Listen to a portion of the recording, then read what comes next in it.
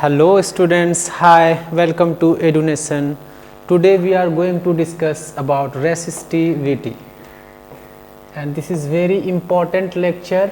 ठीक है, तो इस लेक्चर को बहुत ही अच्छे से सिंपल वे में डिस्कस करना है। तो चलिए जानते हैं कि रेसिस्टिविटी क्या है। तो रेसिस्टिविटी अभी आप ये जान लिए कि किसी भी मटेरियल का इंटरनल प्रॉपर्टी क्या है, ये एक इंटरनल प्रॉपर्टी है। किसी भी मटेरियल का ये इंटरनल प्रॉपर्टी है।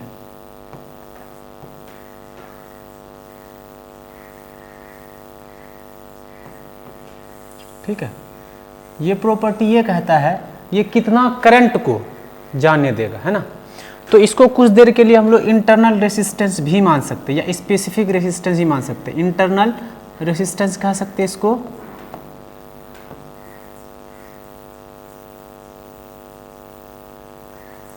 या इसको स्पेसिफिक रेसिस्टेंस भी कह सकते हैं। अभी कुछ देर के लिए इसको मान लीजिए आप स्पेसिफिक रेसिस्टेंस। ठीक है, तो ये जो रेसिस्टिविटी है अब इसको अच्छे से समझते हैं। रेसिस्टेंस के हेल्प से ही इसको समझेंगे। तो पिछले क्लास में हम लोग पढ़े थे जो रेसिस्टेंस होता है सर वो directly proportional, resistance is directly proportional to the length of the wire होता है सर। इक्वेशन 1 हो गया, यानी ये कह रहा है कि सर अगर वायर के लेंथ को इंक्रीज करते हैं, तो वायर का रेसिस्टेंस भी इंक्रीज होता है। ठीक है, दूसरा आप पढ़े थे जो सर रेसिस्टेंस होता है ये inversely proportional to area of cross section होता है। यानी कि सर आप ये कहना चाह रहे हैं अगर आप वायर के एरिया को मोटा कर देंगे, एरिया को बढ़ा देंगे, तो सर रेसिस्टेंस उस वायर का घट जाता है। तो ये 2 पॉइंट क्लियर था। अब इस दोनों इक्वेशन को हम लोग करते कंबाइन। जैसे कंबाइन करेंगे तो आपके पास एक इस फॉर्म मिलेगा, R प्रोपोर्शनल ऊपर आ जाएगा आपका L और डिवाइड बाई A आ जाएगा। यहां तक क्लियर है। अब इस प्रोपोर्शनैलिटी साइन को हटाने के लिए हम लोग यूज करते हैं कोई कांस्टेंट। यहां पे जो कांस्टेंट यूज करेंगे वो इस टाइप का कांस्टेंट यूज करते हैं जिसका नाम है रो, जिसको क्या बोला जाता है, रो। ठीक है, यानी कि आपके पास जो रेसिस्टेंस आया वो किसके बराबर आया सर, वो आया रो इंटू एल डिवाइड बाई ए। ठीक है, अब इस फॉर्मूले का आपको अपने दिमाग पे बैठा लेना। अब यहाँ पे जो ये रो है आपके पास, ये रो, इसको कहा था रो, ये आपका है रो, RHO, रो। ये है कांस्टेंट ऑफ प्रोपोर्शनैलिटी, ये है constant of proportionality, constant of proportionality.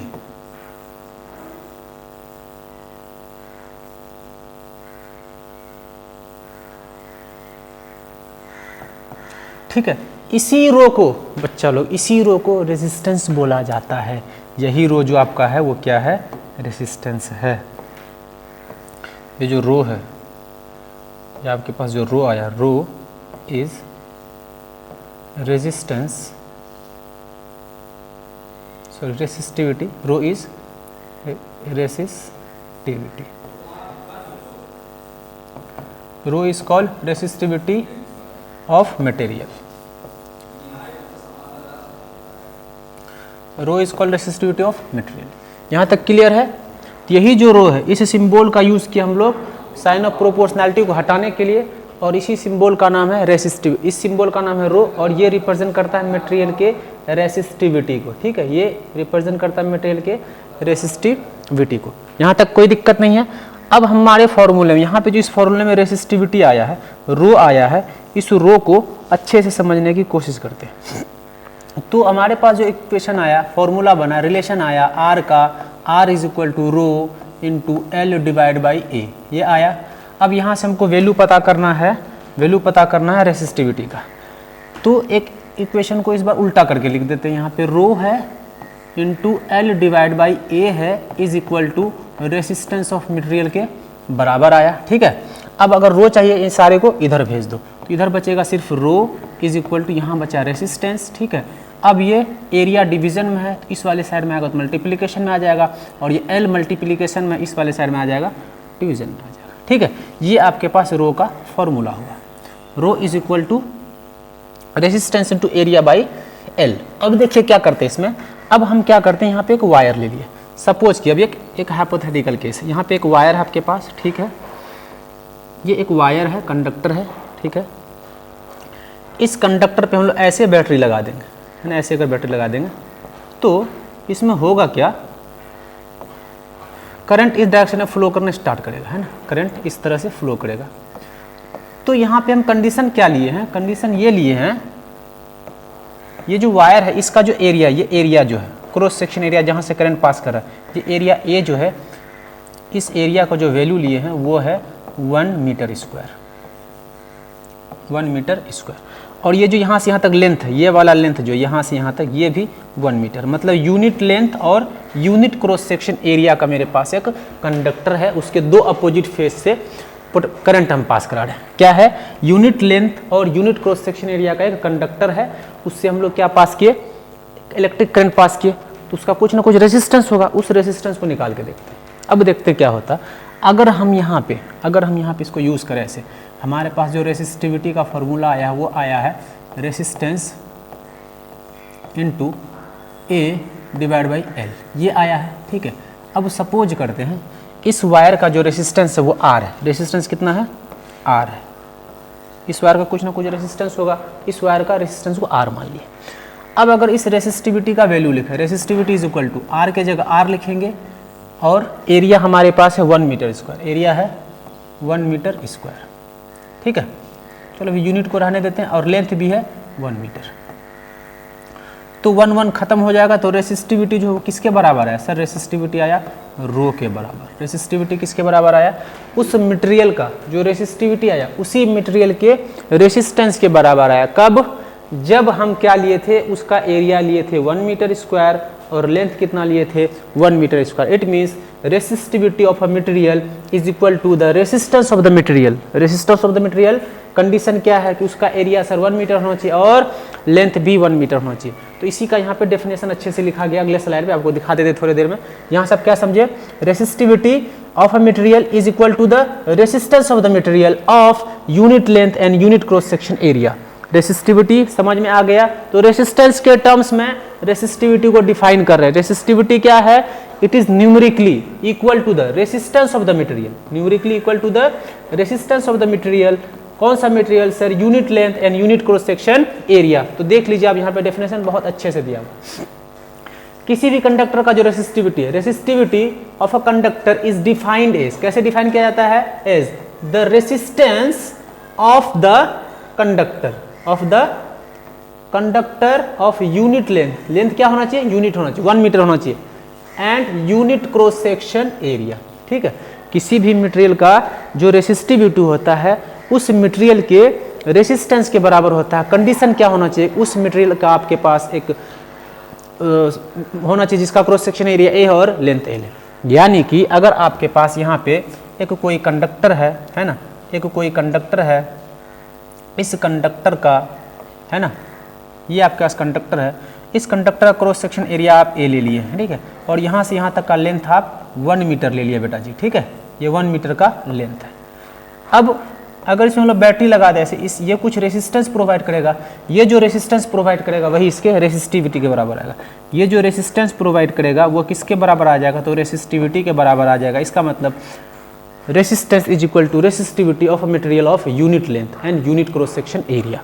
तो रेसिस्टिविटी का डेफिनेशन क्लियर है कि यूनिट लेंथ और यूनिट क्रॉस सेक्शन एरिया का मटेरियल जो रेसिस्टेंस प्रोवाइड करता है वही वैल्यू उस मटेरियल के रेसिस्टिविटी के बराबर होता है। ठीक है, अगर मान लेते हैं यहाँ पे मेरे पास कॉपर का एक wire, I have a copper wire of unit length और एरिया है इसका 1 मीटर, एरिया कितना है 1 मीटर स्क्वायर और इसका लेंथ यहाँ से यहाँ तक है 1 मीटर। ठीक है, इस केस में कॉपर जो रेसिस्टेंस प्रोवाइड करेगा वो कॉपर के रेसिस्टिविटी के बराबर आएगा। तो रेसिस्टिविटी को किसके टर्म से डिफाइन किए हैं, तो रेसिस्टिविटी को रेसिस्टेंस के टर्म में डिफाइन किए हैं। Resistivity of a material is equal to resistance of the material of unit length. क्या कंडीशन है, यूनिट लेंथ होना चाहिए और क्रॉस सेक्शन एरिया भी यूनिट होना चाहिए। Unit length and unit length and unit cross section area, unit cross section area. Cross section area क्या, अगर इधर से करंट पास करे, ये क्रॉस सेक्शन एरिया हो गया आपका, ठीक है। जिस एरिया से करंट क्रॉस करता है उसी एरिया को कहा जाता है क्रॉस सेक्शन एरिया, ठीक है। अब देखिए ध्यान से, अगर मेरे पास यहाँ पे कंडक्टर क्या है, यहाँ पे कंडक्टर है, इसका लंबाई चौड़ाई कितना है 1 मीटर का, लंबाई चौड़ाई सब सारा साइड इसका 1 मीटर, सब साइड कितना है 1 मीटर है, सब साइड 1 मीटर है, इसको भी कह लीजिए 1 मीटर। अब देखिए ध्यान से, अगर हम इसके अपोजिट फेस से वायर लगा दें, अपोजिट फेस पे से वायर लगा दें, तो जो करंट जो एरिया पास कर रहा है, करंट यहाँ से यहाँ तक एरिया पास कर रहा है, यहाँ से यहाँ तक एरिया पास कर रहा है, ये एरिया कितना है सर, ये 1 मीटर है, एरिया कितना है 1 मीटर है, और सॉरी लेंथ कितना 1 मीटर है, और क्रॉस सेक्शन एरिया, तो इस वाले एरिया से करंट जा रहा है, इस वाले एरिया से करंट अंदर जा रहा है, और इस वाले एरिया से करंट बाहर निकल रहा है, इस वाले एरिया से करंट बाहर निकल रहा है, ठीक है। इसका एरिया कितना हो जाएगा, लेंथ 1 मीटर है, ब्रेथ 1 मीटर, इसका एरिया हो जाएगा 1 metre square, area is equal to 1 metre square, ठीक है। जब यूनिट लेंथ और यूनिट क्रॉस सेक्शन एरिया के बराबर हो, है ना, जब कोई भी कंडक्टर का लेंथ यूनिट हो और क्रॉस सेक्शन एरिया भी यूनिट हो, इस केस में जो रेसिस्टिविटी आता है, रेसिस्टिविटी किसके बराबर आता है, रेसिस्टेंस के बराबर आता है। अब यहाँ पे हमारे पास एक मेटल का क्यूब है जिसका लेंथ कितना यूनिट लेंथ का है, तो इस केस में जो मेटल रेसिस्टेंस प्रोवाइड करेगा वही रेसिस्टेंस किसके बराबर होगा, तो रेसिस्टिविटी के बराबर होगा। तो यहाँ से रेसिस्टेंस का एक बहुत ही अच्छा डेफिनेशन निकला, क्या डेफिनेशन निकलेगा, तो रेसिस्टिविटी ऑफ अ मटेरियल किसके बराबर होगा सर, वो होगा resistance of the material provide by a metallic cube of unit length. एक मेटालिक क्यूब यूनिट लेंथ का है, वो जितना रेसिस्टेंस प्रोवाइड करता है वही उस मटेरियल का रेसिस्टिविटी के बराबर होता है। समझ में आया बात, ठीक है। यहाँ पे काट के आपको रेसिस्टेंस लिखना, ये है रेसिस्टेंस, ठीक है।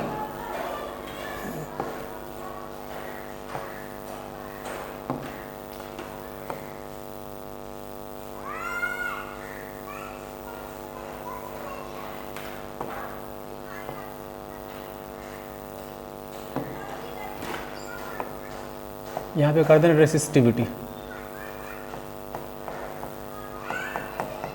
तो रेसिस्टिविटी किसके बराबर है, तो resistivity of a conductor is defined as the resistance offered by a cubical conductor of unit length, है ना, when current flows through its opposite faces, जब करंट उसके अपोजिट फेस से फ्लो करता है। अगर किसी मटेरियल का आपको रेसिस्टिविटी निकालना है तो वो रेसिस्टिविटी किसके बराबर होता है, तो उस मटेरियल का आपके पास एक क्यूबिक कंडक्टर होना चाहिए, जितना रेसिस्टेंस वो प्रोवाइड करेगा वही रेसिस्टेंस रेसिस्टिविटी के बराबर होगा। कंडीशन ये है, आपको जो वायर लगाना दो अपोजिट फेस पे लगाना। अपोजिट फेस का मतलब क्या हुआ सर जी, अपोजिट फेस का मतलब ये हुआ, यहाँ पे सपोज कीजिए आपके पास एक कॉपर का कंडक्टर है, कॉपर है और ये क्यूब के फॉर्म में, ठीक है, क्यूब के फॉर्म में है, यूनिट लेंथ का है ना, यूनिट लेंथ का है। अगर एक वायर यहाँ लगा है तो दूसरा वायर कहाँ पे लगाना है, इस वाले फेस पे लगाना है। ये आपका अपोजिट फेस हुआ, ये आपका अपोजिट फेस हुआ। इस केस में ये क्यूब जितना रेसिस्टेंस प्रोवाइड करेगा वो रेसिस्टेंस रेसिस्टिविटी के बराबर होगा। समझ में आया बात। लेकिन अगर कोई बच्चा क्या कर रहा है, यहाँ पे एक क्यूब बनाया, यहाँ पे एक क्यूब बनाया, या मेटल का क्यूब है, कंडक्टर है, एक वायर यहाँ लगा दिया है ना, यहाँ पे बैटरी लगाया और एक वायर यहाँ लगा देती। अपोजिट फेज इस केस में नहीं हुआ। इस केस में resistivity is not equal to resistance होगा। Resistivity is equal to resistance कब लेना है, जब वायर को अपोजिट फेस पे लगाया जाए। तो रेसिस्टिविटी क्लियर है। इसको हम लोग सिलेंडर के टर्म में भी समझ सकते हैं। कैसे, सपोज कीजिए आपके पास कोई कॉपर का एक सिलेंडर है ना, कॉपर का सिलेंडर है, इसका एक क्रॉस सेक्शन एरिया है ए, है ना, क्रॉस सेक्शन एरिया ये वाला हो गया। यहाँ से यहाँ तक का जो लंबाई है वो 1 मीटर है, यहाँ से यहाँ तक का लंबाई 1 मीटर है, और ये क्रॉस सेक्शन एरिया भी 1 मीटर स्क्वायर है। अब क्या कि इस वायर कंडक्टर के दोनों फेस पे हम एक पोटेंशियल डिफरेंस अप्लाई कर दिए। इस केस में जो रेसिस्टेंस होगा, तो रेसिस्टिविटी हम लोग पढ़े हैं is equal to resistance into A divide by L. Suppose कि इसका रेसिस्टेंस आर है, इस केस में जो रेसिस्टिविटी होगा, रेसिस्टेंस के जगह रेसिस्टेंस लिखो, ए के जगह 1 लिखो और इसके जगह 1। तो रेसिस्टिविटी किसके बराबर आया, resistivity is equal to resistance. तो यहाँ से हमको क्या पता चला, अगर मेरे पास कोई मेटल का एक सिलेंडर है जिसका क्रॉस सेक्शन एरिया 1 है और लेंथ भी 1 है, उस केस में जो रेसिस्टेंस प्रोवाइड करेगा, जितना रेसिस्टेंस ऑफर करेगा, वही रेसिस्टेंस उस मटेरियल के किसके बराबर होगा, तो सर उसके रेसिस्टिविटी के बराबर होगा। रेसिस्टिविटी यहाँ तक क्लियर है। अब अगर बात करें रेसिस्टिविटी का यूनिट का, इसका यूनिट क्या होता है, अगर इसका यूनिट देखें तो रेसिस्टिविटी होता है resistance into A divide by L, ठीक है। अगर इसको सॉल्व करें रेसिस्टेंस के लिए यूनिट आता है आपके पास ओम, ठीक है। यहाँ पे एरिया के लिए आता है मीटर स्क्वायर और लेंथ के लिए आता है मीटर। 1 मीटर से मीटर स्क्वायर खत्म हो जाएगा तो ये हो जाएगा ओम मीटर, ठीक है। तो यूनिट जो होता है रेसिस्टिविटी का वो होता है ओम मीटर, ठीक है। यहाँ तक क्लियर है? चलिए आगे बढ़ते हैं। आगे है unit of resistivity is ohm metre, जिसमें कोई डाउट नहीं है। रेसिस्टिविटी का जो यूनिट है वो ओम मीटर होता है। जैसे अगर हमको लिखना है किसी का रेसिस्टिविटी, किसी मान लेते 10 × 3, अच्छा कुछ और लिख लेते हैं, सपोज कि जैसे लिखिए 2.5 × 10⁻⁻9 लिख दिया। अब क्या लिखेंगे इसको? तो इसको लिखना ओम मीटर, क्योंकि यूनिट इसका ओम मीटर। अब एक खास बात याद रखना, जो रेसिस्टिविटी है ये रेसिस्टिविटी ये इंटरनल प्रॉपर्टी है किसी मटेरियल का, इंटरनल प्रॉपर्टी। जब ये इंटरनल प्रॉपर्टी है तो ये जो है किसी भी मटेरियल के वॉल्यूम पे, शेप पे डिपेंड नहीं करता, उसके लेंथ पे डिपेंड नहीं करता है, उसके एरिया पे डिपेंड नहीं करता है, ठीक है। इंटरनल प्रॉपर्टी है, it does not depends on, it does not depends on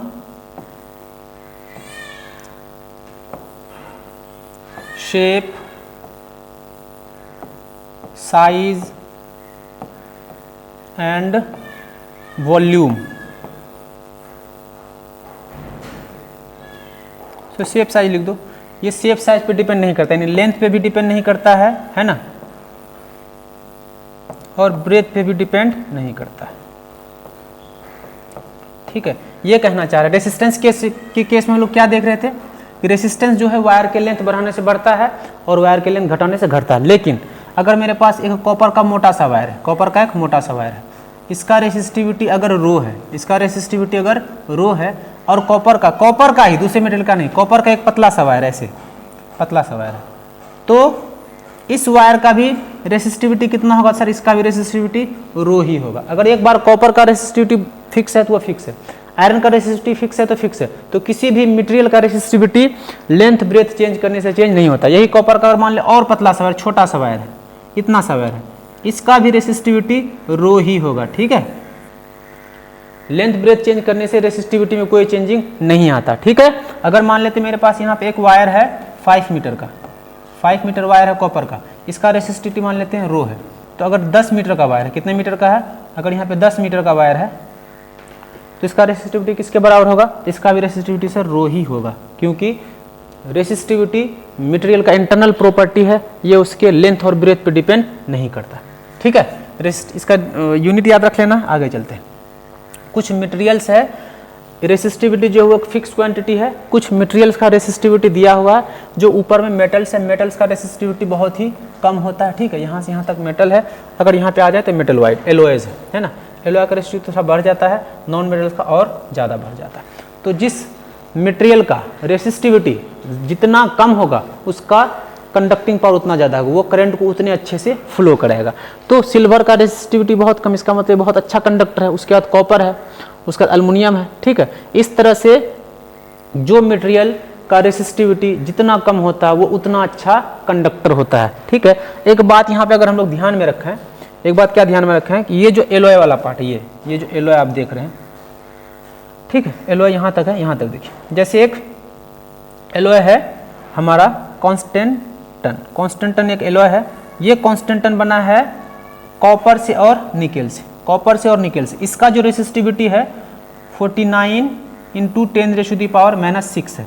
अब ये बना है कॉपर से, तो कॉपर का रेसिस्टिविटी चेक कीजिए। कॉपर का रेसिस्टिविटी देखिए 1.6 है, इससे छोटा है, ठीक है। निकेल का भी चेक कीजिए, तो निकेल का यहाँ पे अगर आप देख रहे हैं तो ये 6.84 × 10⁻8 है, तो ये निकेल से भी बड़ा है और कॉपर से बड़ा है। तो ये कहना चाह रहा है अगर कोई एलॉय है वो जितने भी मटेरियल से बना है उसका रेसिस्टिविटी वो सारे मटेरियल से ज़्यादा होगा। जैसे कंस्टेंटन है कॉपर से बना, इसका रेसिस्टिविटी कॉपर से भी ज़्यादा होगा, निकेल से बना है तो इसका रेसिस्टिविटी निकेल से भी ज़्यादा होगा। यहाँ तक क्लियर है। कोई भी एलॉय जो बनता है उसका रेसिस्टिविटी वो सारे मटेरियल से ज़्यादा होता है जिस मटेरियल का यूज करके उस एलॉय को बनाया गया।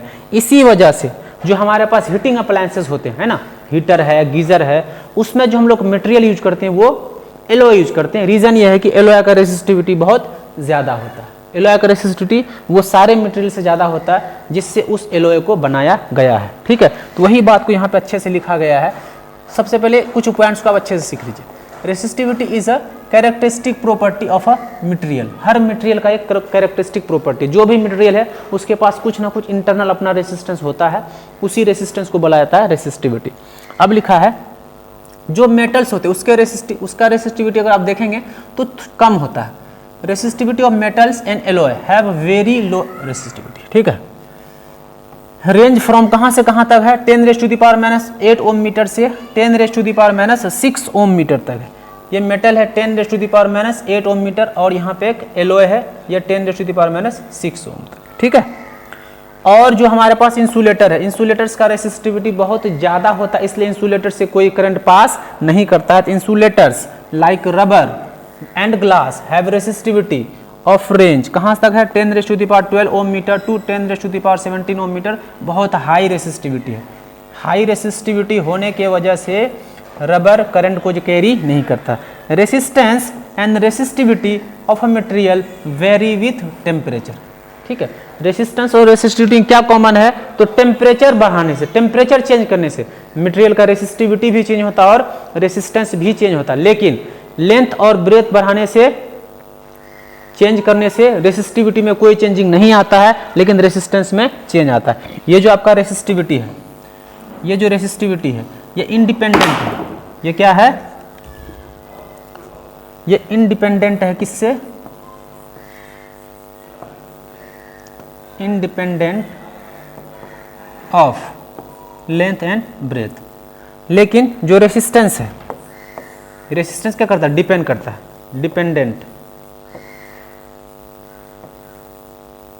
Dependent on length and breadth. Length breadth घटाने बढ़ाने से इस पे चेंजिंग आता है, लेकिन रेसिस्टिविटी पे कोई चेंजिंग नहीं आता। ठीक है, चलिए अब आगे है, लिखा गया कि रेसिस्टिविटी जो एलॉय का होता वो उन सारे मटेरियल से ज़्यादा होता जिससे उसको बनाया गया।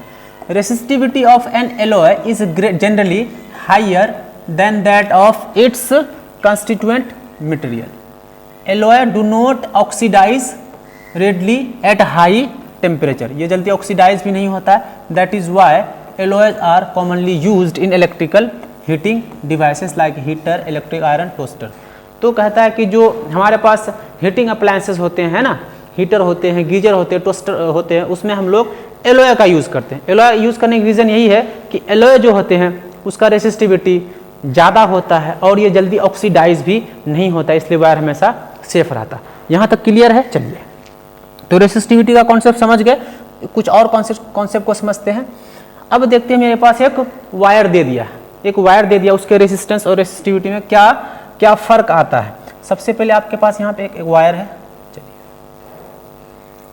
ये एक वायर है, ठीक है।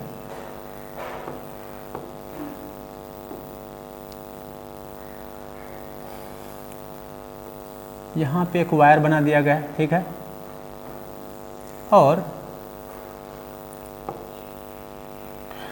इस वायर का लेंथ आपको दिया होगा।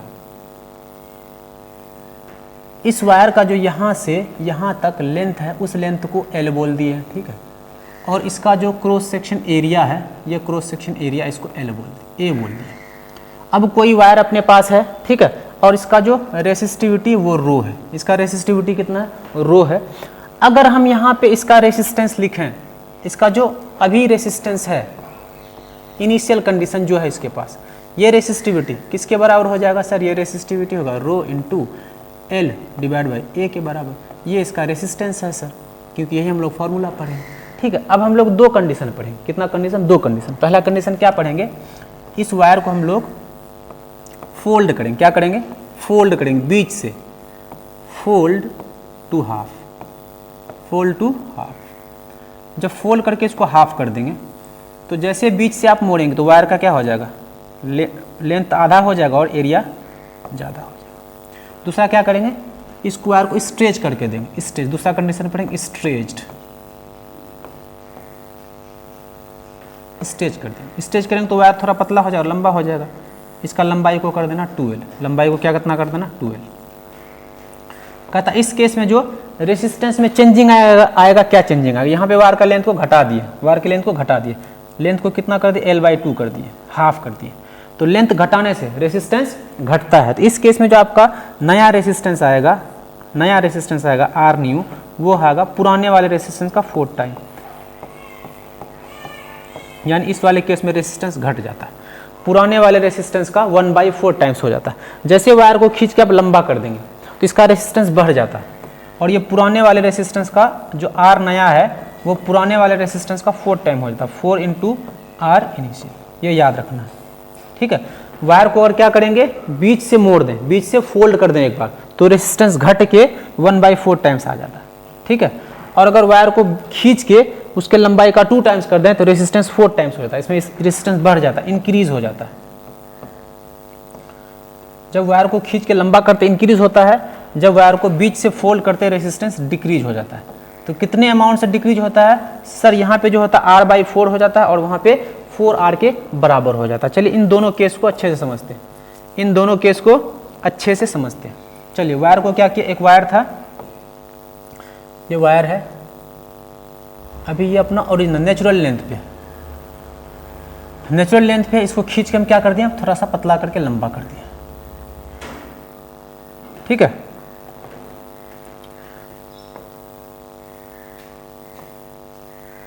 रेसिस्टिविटी इसका रो है, यहाँ से यहाँ तक का जो लेंथ है वो L है, ठीक है। क्रॉस सेक्शन एरिया A है।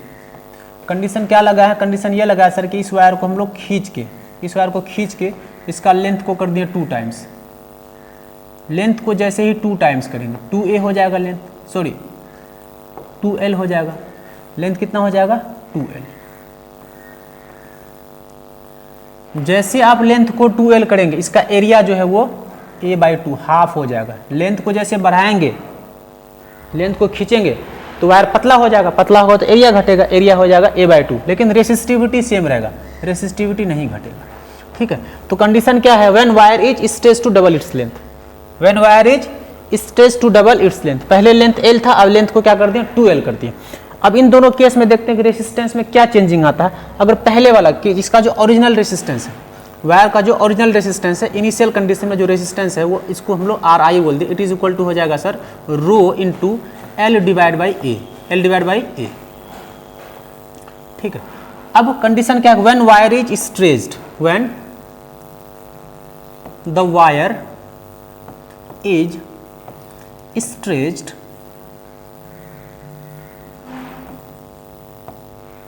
To double its length, its length के डबल कर दिए। अब इस केस में आपके पास जो लेंथ है वो किसके बराबर आया सर, जो लेंथ आया है वो पुराने वाले लेंथ के 2 टाइम्स 2L आया है, और आपका एरिया जो आया है सर वो एरिया आपका A/2 यानी एरिया हाफ हो गया सर, ठीक है। अब आप अगर हम लोग को पता है कि सर रेसिस्टिविटी का जो रेसिस्टेंस का जो फॉर्मूला होता है, रेसिस्टेंस का जो फॉर्मूला होता है वो होता है सर रो × L/A, यही फॉर्मूला हर जगह लगेगा सर, वायर कैसा भी रहे। अब अगर हम लोग R न्यू निकालें रेसिस्टिविटी तो सेम रहेगा, R न्यू अगर निकालें RN, ये कितना हो जाएगा सर, रो तो रो ही रहेगा क्योंकि रो चेंजिंग नहीं हुआ है, ठीक है। हमारा जो L है सर, L हो गया है 2L, तो यहाँ पे लिखेंगे 2L, और एरिया अपना हाफ हो गया सर, A/2 हो गया, एरिया की जगह लिखिए A/2, ठीक है। तो इसको और थोड़ा सा सॉल्व कीजिए आप, तो R न्यू जो आएगा, ठीक है, रो के जगह तो रो ही रहेगा आपका, ठीक है। ये 2 ऊपर चला जाएगा तो 2L और इनटू में 2 और /A हो जाएगा यहाँ पे, ठीक है। तो 2 2 4 हो जाएगा यहाँ पे। इसको अगर सॉल्व करेंगे सर आप, ये रो हो जाएगा, L/A हो जाएगा, है ना, और इनटू में 4 हो जाएगा, ठीक है। ये आपका R न्यू है। इसको फिर क्या करते हैं, सजा देते हैं, थोड़ा सा सजा के क्या करते हैं, इसको R न्यू जो आपके पास आया वो आया है रो इनटू में L/A इनटू में 4। अब ये वाला जो वैल्यू है, ये वाला जो वैल्यू है रो × L/A, किसके बराबर है कि नहीं, रो इंटू एल बाई ए के बराबर है कि नहीं। मतलब ये जो अपने पास आर न्यू आया है sir, R new is equal to ये वाला वैल्यू आर इनिशियल के बराबर, यहाँ से लिख दिया आर इनिशियल इंटू में 4। इसका मतलब क्या हुआ, आर न्यू जो आया 4 इंटू आर इनिशियल, मतलब कि सर जब हम लोग वायर को खींच के 2 टाइम्स कर देते हैं, लंबाई को 2 टाइम्स कर देते हैं, उसका रेसिस्टेंस तो सर 4 टाइम्स बढ़ जाता है, रेसिस्टेंस 4 टाइम्स बढ़ जाता है। ठीक है, तो पहला कंडीशन था when wire is stretched to double its length, its resistance become 4 times, its resistance become 4 time, resistance becomes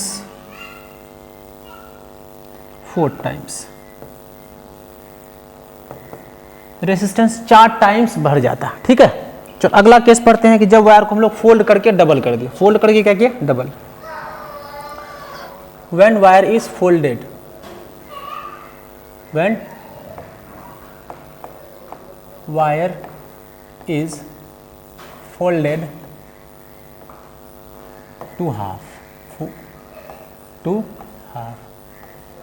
fold करके इसको हाफ कर दी, यानी आपके पास एक वायर था ऐसे लंबा सा जिसका लेंथ था L, लेंथ यहाँ से यहाँ तक है L, ठीक है, और क्रॉस सेक्शन एरिया आपके पास है A। यहाँ पे अगर हम लोग R इनिशियल, मतलब R जो इस केस में ये हो जाएगा रो इंटू में L डिवाइड बाई A, ये होगा, ये आपको याद रखना क्योंकि हर वायर के लिए रेसिस्टेंस तो ये होता है R into R is equal to rho into L by A। अब क्या किए, when wire is stretched to double, when folded, when the wire is folded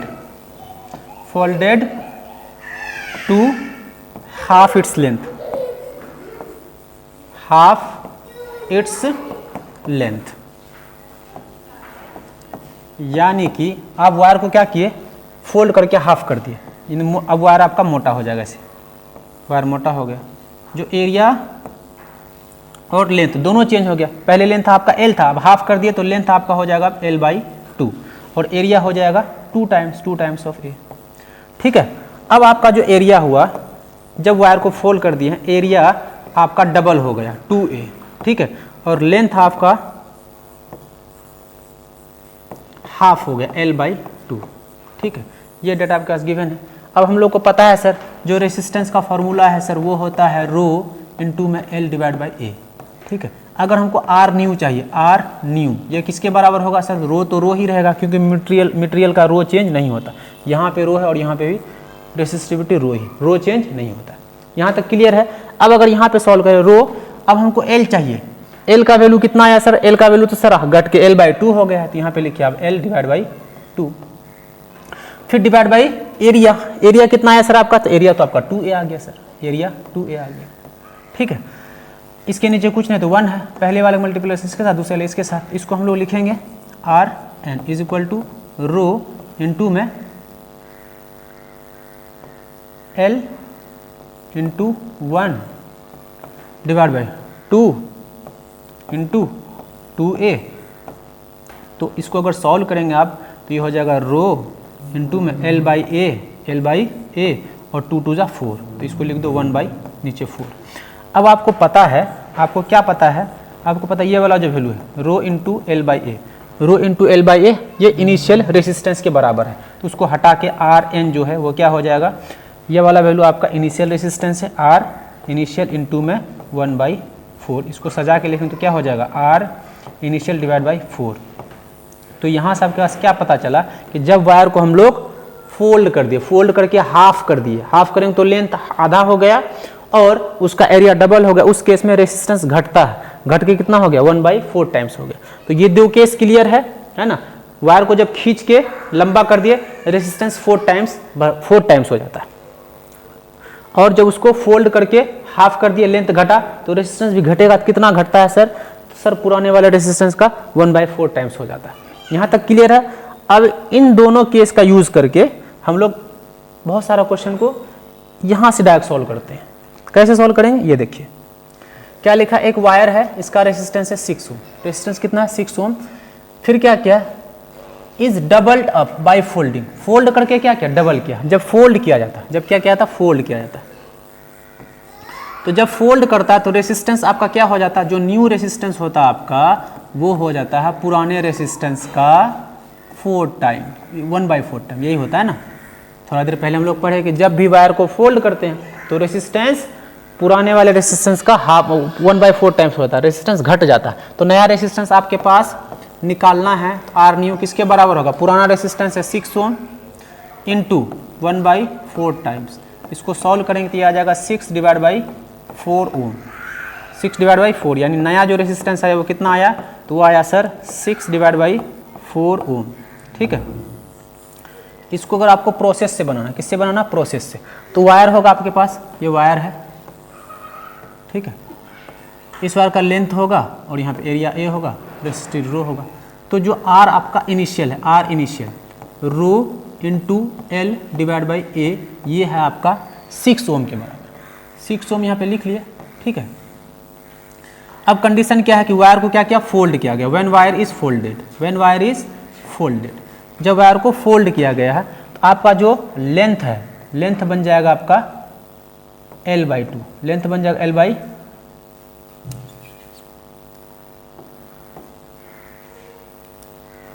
length हो जाएगा L/2 और आपका एरिया हो जाएगा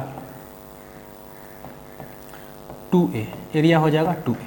अब न्यू रेसिस्टेंस अगर हम लोग निकालें, new resistance is equal to rho into L, L कितना आपके पास, L/2, एल है आपके पास L/2 डिवाइड बाई 2A। इसको सॉल्व करेंगे तो ये क्या हो जाएगा, रो इंटू में L/A into 1/4, rho into L/A, rho into L/A का वैल्यू आपको कहाँ पे दिया हुआ है, ये दिया हुआ है, अच्छा चलिए हाँ यहाँ पे दिया, रो इंटू L/A का वैल्यू आपको दिया 6, कितना दिया 6, तो लिख लीजिए अब R new is equal to ये वाला वैल्यू 6 इंटू 1/4, तो इसको हम ऐसे लिख सकते हैं 6/4 ओम। तो इतना करें या डायरेक्ट हम लोग कॉन्सेप्ट लगा के बना लें, तो आपको दोनों तरीका सीखना, कैसे फॉर्मूला आया, जो जरूरी होगा वही लगाना, ठीक है। एक और क्वेश्चन ऐसे करते हैं, यहाँ पे क्या लिखा है, चलिए एनसीईआरटी का क्वेश्चन, इसको अपने से करना है, डू योर सेल्फ, इसको करके कमेंट में आंसर लिखिए आप। एक क्वेश्चन है, a wire of given material have length L and area of cross section A, ठीक है। एक यहाँ पे वायर है आपके पास, एक वायर है, ठीक है, इसका लेंथ जो आपको दिया हुआ है वो यहाँ से यहाँ तक L दिया है और क्रॉस सेक्शन एरिया आपको A दिया है, ठीक है, क्रॉस सेक्शन एरिया A दिया है। अब कह रहा है, चल इसका कुछ ना कुछ रेसिस्टिविटी होगा, रेसिस्टिविटी रो मान लिया। अगर इसका हम लोग रेसिस्टेंस लिखें R, जो इनिशियल कंडीशन में है अभी, ये हो जाएगा रो इंटू में L डिवाइड बाई A, इसका वैल्यू आपको दिया हुआ, कितना दिया हुआ है सर, तो ये आपको दिया हुआ है हैज़ अ रेसिस्टेंस ऑफ 4, यहाँ पे ओम लगा देना, 4 ओम, ये वैल्यू आपके पास 4 ओम के बराबर, ठीक है, 4 ओम। क्या कह रहा है, what would be the resistance of the another wire of same material, उसी मटेरियल का सेम वायर है, लेकिन उसका क्या कर दिया, लेंथ को L/2 कर दिया, लेंथ को क्या किया, L/2, लेंथ घटा दिया। लेंथ को जैसे घटाएगा क्रॉस सेक्शन एरिया बढ़ जाएगा, 2A हो जाएगा। इसका मतलब सर आपका जो रेसिस्टेंस है वो घट जाएगा, घट के कितना हो जाएगा, 1/4 टाइम्स हो जाएगा। कितना हो जाएगा, यानी अगर अभी आपका रेसिस्टेंस 4 ओम है तो अभी कितना हो जाएगा, 4 ओम का 1/4 काट के देखें तो कितना आएगा सर, 1 ओम आ जाएगा। इसको हम लोग सॉल्व करते हैं। अभी रेसिस्टेंस कितना है, 4 ओम है। अब वायर को आप क्या किए हैं, फोल्ड करके डबल किए, तो नया जो रेसिस्टेंस होगा, न्यू रेसिस्टेंस होगा, क्योंकि सेम मटेरियल है। क्या बोला, सेम मटेरियल है, तो रो आपका सेम रहेगा, रो आपका सेम रहेगा। रो इंटू एल आपके पास है, एल कितना है सर आपके पास, तो L/2 डिवाइड एरिया कितना है, तो 2A। इसको सॉल्व कीजिए अब अच्छे से, तो आर न्यू जो होगा वो आपके पास होगा सर रो इंटू में L/A लिख लीजिए, L/A 2 ऊपर जाके कितना बन जाएगा, 1/4 बन जाएगा। और ये वाला रो इंटू L/A का वैल्यू आपको पता है, रो इंटू L/A का वैल्यू 4 है। तो आर न्यू अगर आप यहाँ पे सॉल्व करते हैं, आर न्यू अगर आपके पास है कितना हो जाएगा, आर न्यू हो जाएगा सर रो इंटू L/A का वैल्यू 4 इंटू 1/4। देखो ध्यान से, रो इंटू एल बाई ए का वैल्यू क्या लिख लिया 4 लिख लिया और 1/4 नीचे है तो 4 काट दो यहाँ से। आर न्यू जो आया कितना आया सर, ये 1 ओम आया। तो रेसिस्टेंस घटा या बढ़ा, रेसिस्टेंस में रेसिस्टेंस घटा या बढ़ा तो वायर को फोल्ड किए, फोल्ड करेंगे तो रेसिस्टेंस डिक्रीज हो जाएगा। कितने टाइम में डिक्रीज होता है, तो सर 1/4 टाइम में डिक्रीज होता है। ठीक है, एक और क्वेश्चन इसी तरह से करते हैं। कैसा क्वेश्चन है, एक अपने पास वायर है, एक अपने पास क्या वायर है, ठीक है, इसका लेंथ एल है, लेंथ कितना है एल है, और क्रॉस सेक्शन एरिया ए है, इसका रेसिस्टिविटी रो है, इसका जो रेसिस्टेंस दिया हुआ है, रेसिस्टेंस इसका जो आर इनिशियल दिया हुआ वो कितना दिया है, ये दिया 4 ओम, कितना दिया 4 ओम दिया। इस वायर को हम लोग क्या किए हैं, खींच के इसका लंबाई को 2 टाइम्स कर दिए, इसको खींच के लंबाई कितना कर दिए 2 टाइम्स कर दिए, तो लेंथ हो जाएगा 2L। जैसे लंबाई 2L करेंगे एरिया हो जाएगा A/2। अब इस केस में आपको नया रेसिस्टेंस निकालना, तो खींच के डबल कर दिए, जैसे लेंथ को खींच के डबल करते रेसिस्टेंस कितना हो जाता है 4 टाइम्स हो जाता है। तो न्यू जो रेसिस्टेंस होगा आपका, न्यू रेसिस्टेंस वो कितना हो जाएगा सर 4 × 4 टाइम्स होता है, यानी 16 ओम आपके पास न्यू रेसिस्टेंस हो जाएगा। इसको कैसे बनाएंगे, कैसे बनाएंगे, पहला ये जो केस है, अगर आर इनिशियल लिखते हैं तो ये होता है सर रो इंटू में L/A, ये आपका इनिशियल सिचुएशन है। ठीक है, जैसे आप इसके लंबाई को चेंज किए तो आर आप नया निकालना पड़ेगा, क्योंकि लंबाई चेंज करने से, एरिया चेंज करने से रेसिस्टेंस चेंज होता है। तो आर न्यू अगर आप निकालेंगे तो ये होगा सर रो इंटू एल, एल आपका हो गया 2L, डिवाइड बाई ए होता है, डिवाइड बाई ए, तो डिवाइड बाई ए आपका है A/2, तो ये 2 ऊपर चला जाएगा। आर न्यू अगर आप लिखेंगे ये हो जाएगा 2 इंटू में 2L डिवाइड बाई ए, और यहाँ पे रो है तो रो का मल्टीप्लिकेशन कर दीजिए, तो ये हो जाएगा R new is equal to 2 × 2 4 L/A into में रो। तो देखिए ध्यान से, ये वाला जो वैल्यू है L/A into rho, L/A into rho, ये किसके बराबर है सर, ये 4 के बराबर है। किसके बराबर है, 4 के बराबर है। तो आर न्यू जो हो जाएगा सर वो हो जाएगा 4, और ये वाला वैल्यू 4 के बराबर है 4, इज इक्वल टू 16 ओम। तो आप प्रोसेस से बनाइए या डायरेक्ट फॉर्मूले से बनाए, लेकिन आपको प्रोसेस याद रखना।